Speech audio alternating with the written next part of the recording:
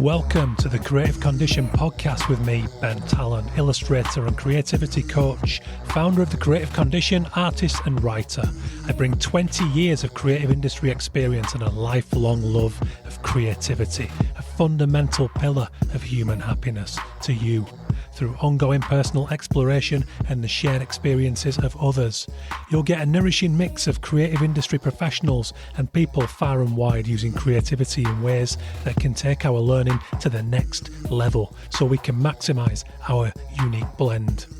The show's been supported from day one by Illustration X, a tremendous illustration agency representing a shining global roster of illustrators and animators over at illustrationx.com.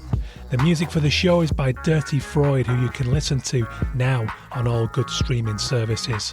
And for everything else, for my coaching, resources and inspiration, head to thecreativecondition.com. I grew up in a really small town. Like, the idea of living the life that I have right now is just truly unimaginable. And anytime that I try to make a plan or dream for myself in a long-term way when I was younger, I can do it better now because I've known more of the world. But I would never dream that any of the things that I have ever been able to do would be possible. I'm always trying to I think with my work, I'm trying to just have conversations with people because that makes me feel less alone. And so, I don't know. That's just kind of what drives me a lot and why I'm interested in the kind of work that I'm trying to make, so. Today I'm joined by Timothy Goodman and Jessica Hische live on stage at the inaugural Paradiso festival in Mérida, Yucatan, Mexico. This was a fantastic night. We got together to talk about the personal in personal work and share a three-way conversation between us. Jessica needs no introduction, nor does Timothy. Designers and artists crossing over somewhere in the middle. These guys are forces of nature. They have such a great personal brand, such a pure approach, but very different to their work. And we're going to get deep into what personal means to them. This is the Creative Condition.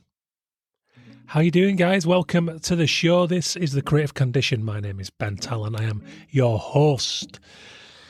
Well. How are you doing? It's a joy to bring you this one. I had such an amazing time in Mérida for Paradiso. This was completely different, somewhere between a festival and a retreat. We went swimming in natural cenotes. We went food tasting.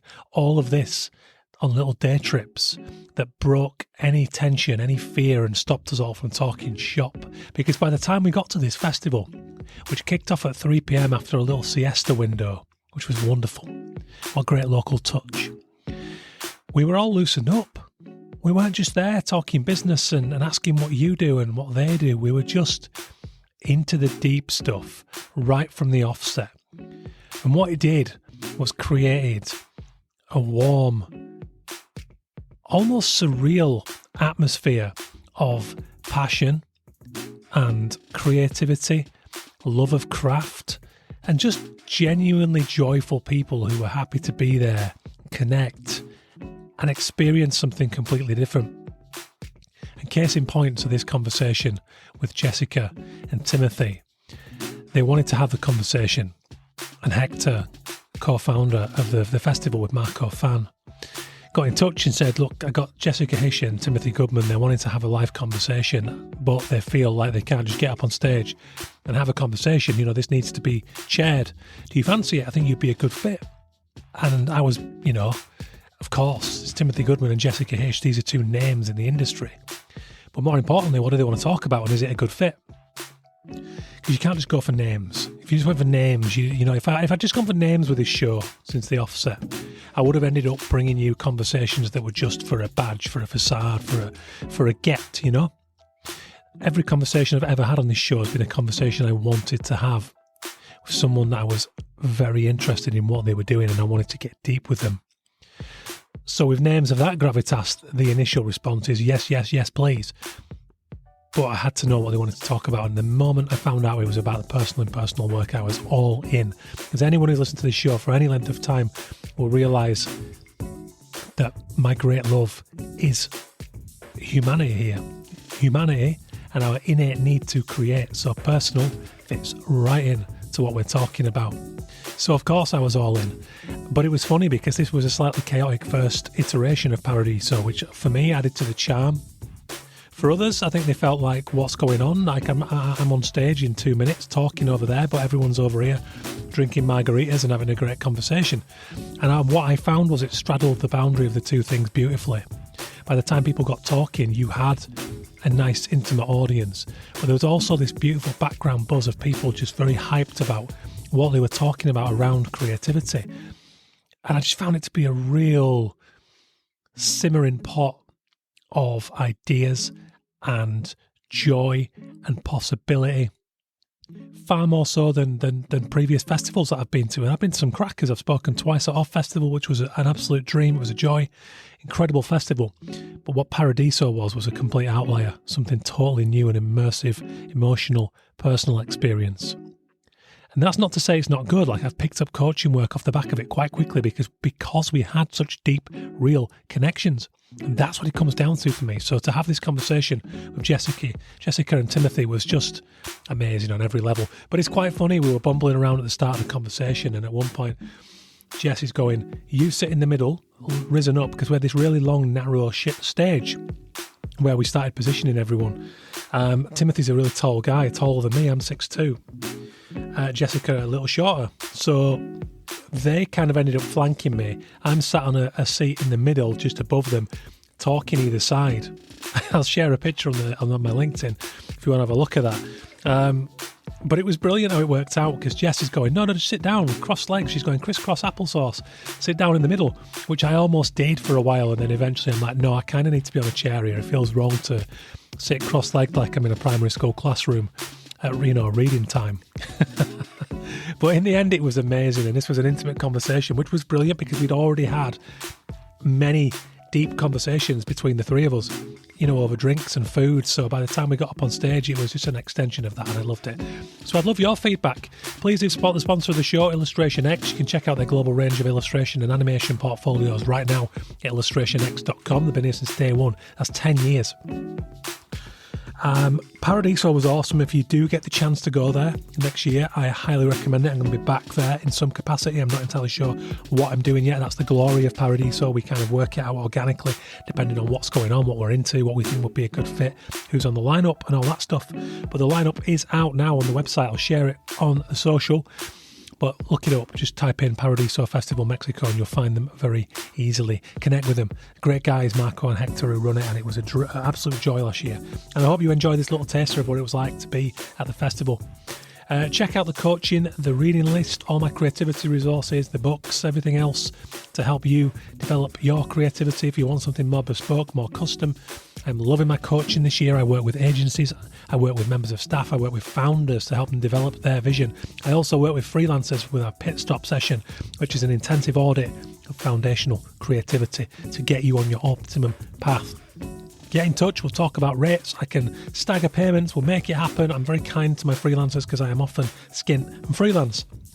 So it's kind of a given, and that helps people get it over the line. If it's something you want to commit to, but you're not quite sure that you can stretch to the cost, I will help you along the way. So get in touch, drop me a note on the form at thecreativecondition.com/coach. We'll have a no obligation Zoom call. If we're a good fit, we can talk about all that stuff, and we'll see if we can make it happen. Cheers, guys. Enjoy this conversation with Jessica Hische and Timothy Goodman.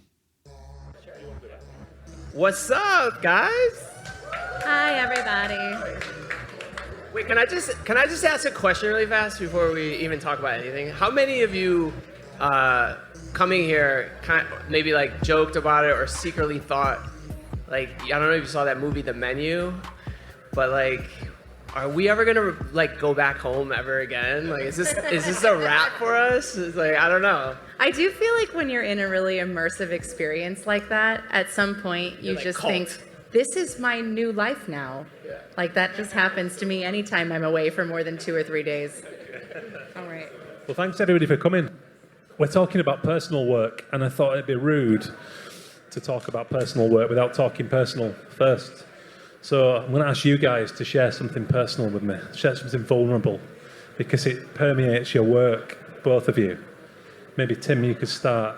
I'd love that where you seem to really wear your heart on your sleeve, whether it's your writing, your art, the way you carry yourself as a human. I just saw your short films about the Chelsea Hotel, which were just, they just got a real warmth and human connection there. So tell us about that. Who are you? Give us something personal. Something personal? I mean, you just want me to go, you just want me to like get therapy on this shit? No, I mean, I think a lot of what drives my work, or, you know, personal work is like such a loose word because it can be personal. It could be like about your life, but it could also just be like like just doing the thing that's not commercial, right? Of course. So like, but I mean, to just go there, like I feel lonely a lot in the world. And maybe, you know, we all do, and we're just not like connected to it. But I really feel like everything can be going great, but I just feel like that loneliness a lot. And so I'm always trying to like, I think like with my work, I'm trying to like just have conversations with people because that makes me feel less alone. And so I don't know. That's just like, you know, kind of what drives me a lot and why I'm interested in the kind of work that I'm trying to make. So I don't know if there's anything I can share that I haven't shared on a like platform recently that's personal. I mean, the greatest hits of my recent self is that I am now on medication for ADHD and also managing anxiety / potentially like a PPMD period related shit. So that's pretty personal. But my biggest personal story of recent, of like a thing that I haven't shared, is how gutted I was about the judging process of our elementary school's pie contest that I entered, and how my irrational frustration with it took over my entire day. Like I couldn't not be mad about it, and I just did everything I could to be zen, because I spent 3 days making pie and then had to watch as there was just no process for judging it. wait, that's what you posted on your Instagram, right? That Pie. Looks good. So I spent a lot of time making this pie, and we have Tim and I put together like a little teeny tiny sizzle reel of some work. Which you could go ahead and click forward on that. It'll pop through me first and then through Tim. Context. So I put together just like a bunch of things that were all work that was either personal or rooted in personal work. So I do a lot of children's books, or not a lot of, but I've written and illustrated for children's books now. And in terms of the personal work that I do that is lettering, most of the time I do it as an excuse to do printmaking or learn a new technology or something like that. But almost all of my work is client work, and my personal work is also making stores and throwing ice skating parties and that kind of thing. You both got incredibly distinct personal brands in the visual identity that you've built. Were you always conscious of taking charge of that direction when you started to make moves towards this industry? Like just to always be really personal about like. Not so much personal, but the voice, the visual distinction in that style, because it's incredibly human, both of you. And I wonder, was that a stumble? Did you always value that when you started in the industry? I think part of it is just about the processes that we use to create. Like I really, as much of a perfectionist as I am, I don't like having to adhere to like really strict grids and rules and snapping and all that kind of stuff, because I feel like it takes the power away from me. And so I feel like a lot of my process is about me having the control rather than something else having the control. And it's that control that sort of gets my artistic hand into the work, because if I let something else do the work for me, then it's harder for me to feel my voice in the work. And Tim, what I love about your stuff is there's an immediacy to the style, particularly with your street art and the kind of pared back colours. That really seems to lend itself to a whole canon of potential projects. So that said, is it you, the human, at the core of it that kind of, do you have steer over your own commercial work in that regard? Like, do you have the luxury of choice because you've established such a voice in your work? Yeah, I mean, I think it's like a cat and mouse thing, you know, like you start off and maybe you get known for a style and then people hire you for this thing, but then you eventually get to a place where you feel kind of like, I don't want to only do that, so then you have to kind of like fight against it. And that's on the individual to kind of like figure out. Like for me, it was just important that I knew I wanted to make a lot of different things. So it was like, I'm gonna, for me years ago, I was like, I'm gonna use social media as like a battle test to like put things out that are just important to me. And maybe people will respond to that. And then eventually brands might hire you to do that thing. And so it's this constant kind of like, you're just kind of like in flux with what you're doing and what brands might want you to do. But the immediacy is really important. It's just like, I don't know. It's just like tell the truth or something and not worry about, for me, like what it looks like all the time. Like I just have to get it out. Yeah, I heard you saying in another chat that you like to just get it done and get out. It's like I think like for all of us, like like a lot of times like style is driven by your behavior, like as whoever you are, your personality, and like I'm inherently impatient. So I started like because I needed to draw and get things done because I just wanted to be done. I don't want to labor over it. Of course, like there's tons of hours that go into it, but it's just like I don't like it. Just needs to flow like a person freestyling hip hop or jazz or something. Like you get through it and then I'm done. Like, I have a question for Tim. Do you think that your artistic style is one-to-one with your personal style? Like the things that you like to surround yourself with and build your life around. Do you feel like those things are one and the same? You mean like how I might dress or something? Like dress, art, your home style, like is your art your vibe? Or is it a different everything thing is entirely? like considered. Yeah. Even like, so in a way, yeah. Like I'm a big believer, like hang your shit up in your house. You do a cool poster, like put it up. Like, I know people that were like, I'm the absolute opposite. Never do that. I feel like most of the things that I make, even though I love it, they're not my vibe. Oh, like it's like not I even love in your the like work. art studio though?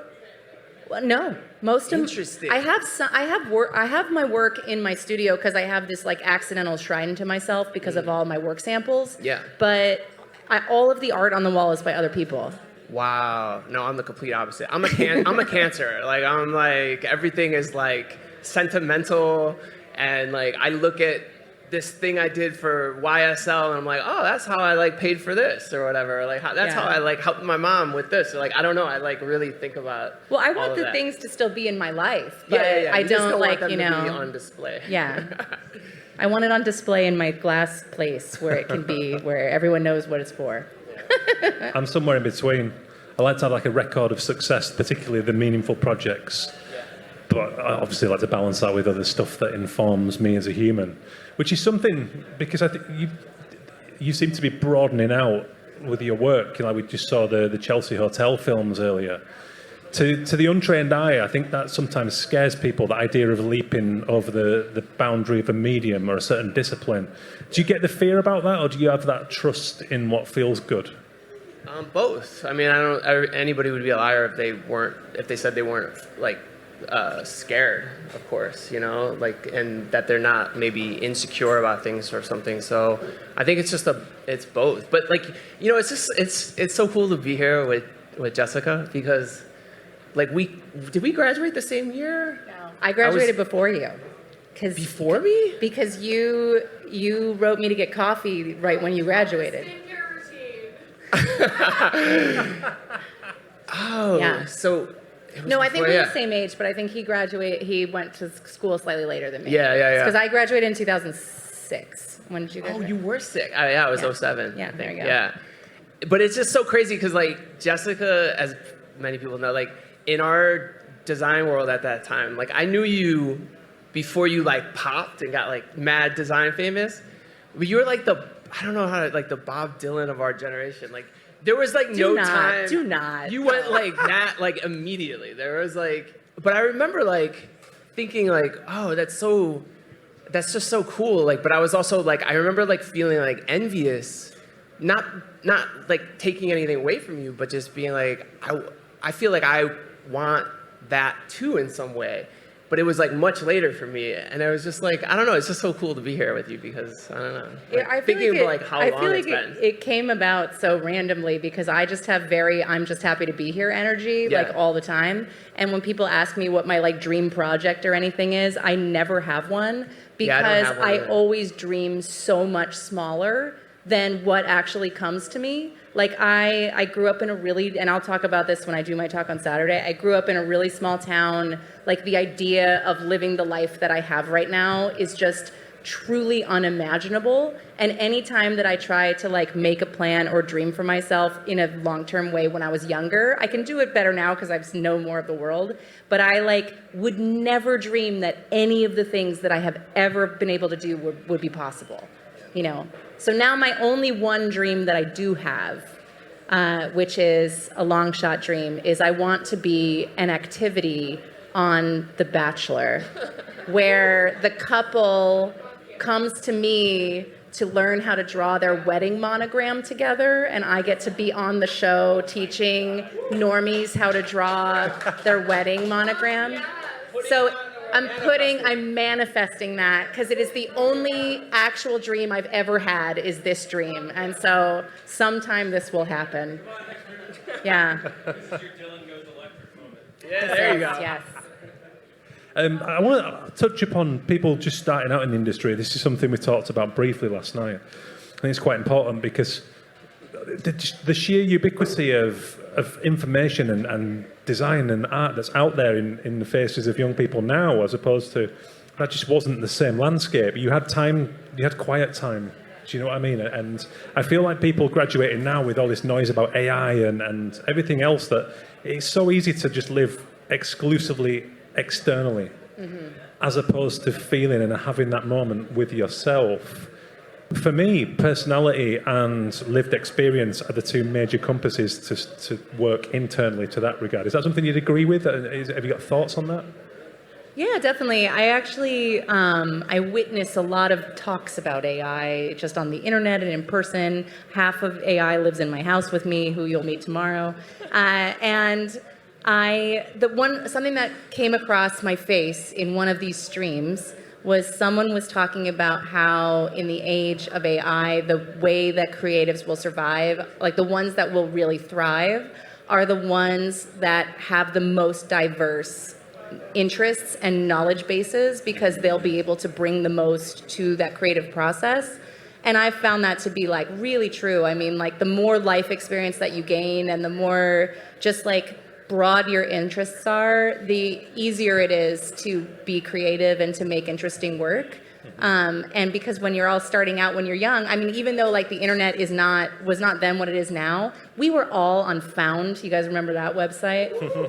Found, like it was like literally like a circle jerk of Found for like 3 or 4 years, where everyone was getting their inspiration from Found and then like making stuff that they saw on Found and wanting to be on Found. I haven't thought about that so long. Oh my God, I was so obsessed with that website. That was like 20 internets ago. I know, it was like 20 internets ago. So like even though like now, yes, we see lots, like I feel like that's been a thing since internet eternal, and we are all still of the internet generation. I feel like it would be a completely different thing to talk about there being absolutely nothing to look at on the internet, which is like 5 years older than us. Is everybody here afraid of AI in some way? Is there anyone not? You're not. Wow, you're going to do a talk about it here? Got to add a panelist, Russ. There you go. Boom. I don't know. I feel like I'm like not, and I am, of course. Like, I don't know. But that's like I was invited to go on a skiing trip, and I was like, no, like, I have to protect this. Like, this is like, I feel like because I do so many murals, and I'm always hired to do these things, like, it's like there's like a performance to it as well. And so AI is not going to be able to do that for in the foreseeable future until they build some sort of an avatar or something that can, like a physical avatar that could like go and do a live mural or something. But I'm like, no, there's like this, like I have to keep that. I don't know. Yeah. I agree. I'm not scared of it, but it's really sped up my evolution as a creator. it's made me think about the human and really push that stuff. The stuff, as you said, Jess, the stuff that is joining the dots from lived experience, and the broader that is, the harder that's going to be to replicate. I actually feel like my fear of AI initially, I'm less afraid now. I have a soothsayer that tells me things will be okay. And then I also know a lot, and obviously I'm going to be fine because everything that I do, like even most graphic designers cannot do what I do that are people with lots of training. And I don't worry about me. I worry about young designers that might have a harder time getting started and things like that.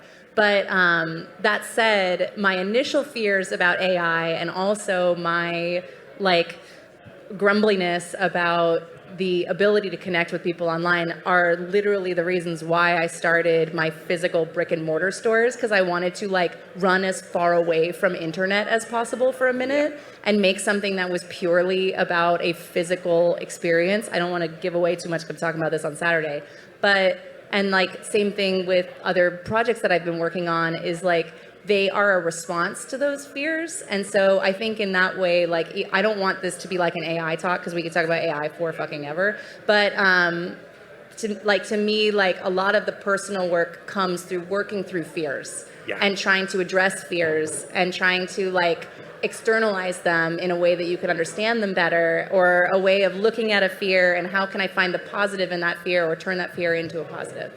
Yeah, I think the negative emotion spectrum is hugely valuable if you can use it that way to work through the insurmountables. Tim, on that note, there's a certain real vulnerability to that. Your book is a great example of that. I love that kind of. It's almost sacrificial. Do you feel like you kind of have to? Sacrificial.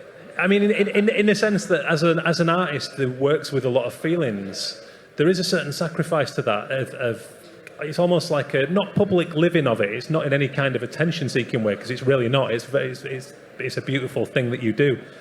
So but I think we only put it in these terms because we're I'm connected to the graphic design industry. If I wasn't, I don't think it would be as a real talking point in some way. That's what every writer does, every memoir ever written, most films, you know what I mean? But it's just because I'm connected to the design industry and I still have a foot into it, that it's taboo in some way. When we did 40 Days of Dating 12 years ago, it was what, you're not supposed to do this. This is the design world is for client work only or something. Even though plenty of people, obviously Stefan is, a massive influence of that, doing that for 100 years, but it's I don't know, there's still this this kind of taboo or this weird thing around it, I think. I don't know. Yeah, I just find it really magnetic. It's just even just the cover of your book and the title, it makes you want to get on your side and I guess it's just using that pain, isn't it, and the negative emotions. I just think it's a really it's powerful. And in terms of a vehicle as personal work, it's does that bring you? We have tools as designers to tell stories in ways that the public hasn't seen before, And I think that is, yes, it's for clients it's wonderful or whatever, but we can also use these tools to do incredible things, to tell stories for ourselves or about our lives or for other people or whatever, And so it doesn't have to be. There doesn't have to be such a stigma around it. No, not at all. I think it's great to break that down. And what about early roots? Jess, I loved your story about drawing the 3DS. Who didn't draw the S? The S thing. One of my favorite things, the S that we all thought was the Stussy, associated with Stussy, but it's not, and it's child lore. The 3 lines on top, 3 lines on the bottom, connect them, and then it's triangles or whatever.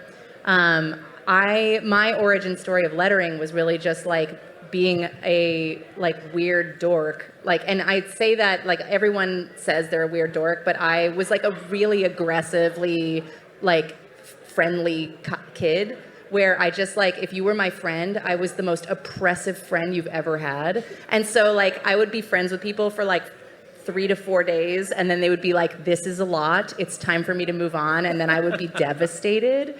And so I was able to be like more socially accepted by like drawing cool stuff on other kids' notebooks and things like that. Like I would start getting invited to birthday parties again because I could learn graffiti writing and things like that. And so I feel like art really sort of was my soft entry into be like, I have a valuable skill that is useful to all of you popular kids. And I think we're all still doing that. Yeah. We're also doing that now. I'm like, what skill can I offer to be cool? But yeah, that's kind of my villain origin story. In terms of growth and developing and moving forward, do you always pay attention to what's going on in your normal life? And at what point do you recognize that as a potential piece of work? Oh, that's interesting. Yeah, I mean, I think everything is a possibility, you know, and it's like I filmed this, I did a screening of this film series. I'm working on this docu-series about these artists at the historic Hotel Chelsea in New York City, and it's like, I was just friends with some of the residents there, and I've been going there for years, and it was just like, oh, like, I just want to make a film about you. Like, I want to, like, just do this. Like, let's just do, like, figure it out. Like, I've never done this. And let's just like, it's just fun, you know, and just kind of jump on the ride of like, yeah. So like, I don't know, like anything can be, you know, it could be your horrible dating life. You can just like, oh, well, maybe we can make something out of this. Like, I don't know. I think it's just really interesting, you know? Yeah. Yeah, I don't know. We can use it as therapy. Yeah. At the same time, I think the only way you can do that is if you just kind of make space by filling time with whatever else it is that you do. Like, so for me, I feel there's lots of artists and designers that talk about the future in which they will no longer work for clients, and that isn't that the dream? And I'm like, no, I love client work. I actually love it when people hire me for really boring client work, or if they're like, here, do this thing you've done 1,000 times. I'm like, thank you, I'm happy to do that right now. You know, like I really don't need every project to be the most exciting thing I've ever worked on, because sort of being a very like just work a day, happy to be here, creative, allows you to have that mental space for that thing to come in your mind that you then can't let go. And if you don't have that, you never find it. Like if you're always grinding for someone else, you never have the space to like have those moments come into your mind that become those like earworms that you just can't put down, you know? Yeah, you do. And you guys have had an incredible commercial success. And I think that when you reach that place, it's all too easy to just give everything to that, and like you said, not have that rest, not have the time for things to marinate and for the unconscious to do its job. But when it does, it's magic. But then you have to fight for it a little more and value yourself as a client. I heard another friend who's a coach say that, you know, if whatever your capacity for active client jobs you can carry at one time, kill one of them and make yourself your most valuable client and make time for it. I was just talking about this in the restaurant, saying that I actually usually only fill my calendar to about like 60 to 70% capacity, because that can sometimes be 140% capacity. Because when you send out proposals, you know, if you send out 4 proposals, 1 to 2 usually come back, but occasionally all 4 of them come back. And then you can't suddenly be like, sorry, people that I told I would do this to that you've lined up and have it ready to go, I can't do it anymore.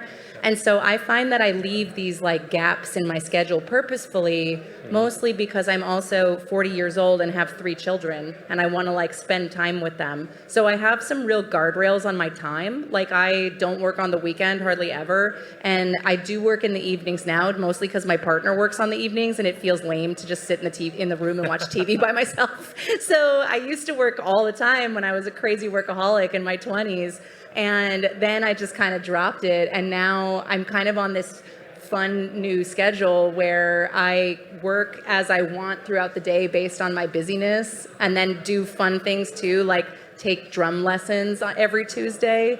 And then if I have a client thing come in, I can do it in the evenings if I want to, or I can do it during the day. But that flexibility allows me to both have personal interests, have time for personal projects, and also make sure that I'm really protecting my time with my kids. Yeah, I've got the same guardrails in place now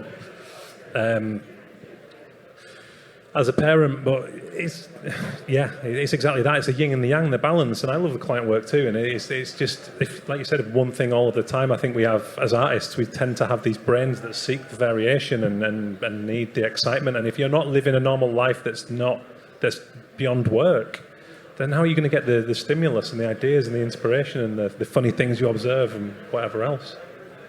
Yeah. Cool. Well, I think we've got to wrap this up. So thank you both of you ever so much for your time. Thank you. Yeah, thank you guys. Cheers for coming.